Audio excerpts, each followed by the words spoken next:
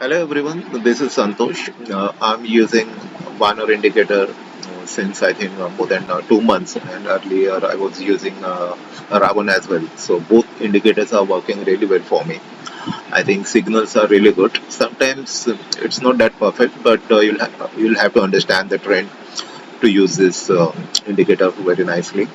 And you should know some little knowledge about the trading also and other indicators also. For me, it's really working.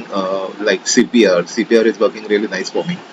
Even the signals which I'm getting, I'm really happy with that. Again, the higher low, the Dow theory which he is using, then RSI, ADX, even that is working for me. So overall, this is a really nice indicator, and we should use it wisely. And it is giving me very good returns since I have started, and almost whatever I paid for this indicator, it is almost covered in my trade itself only.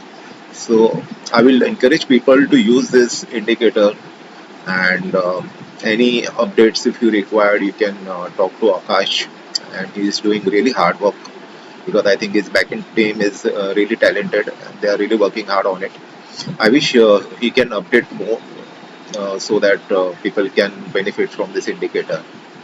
I wish all the best to Akash, and he's doing really nice work by giving us this indicator and giving us opportunity to make money in the market.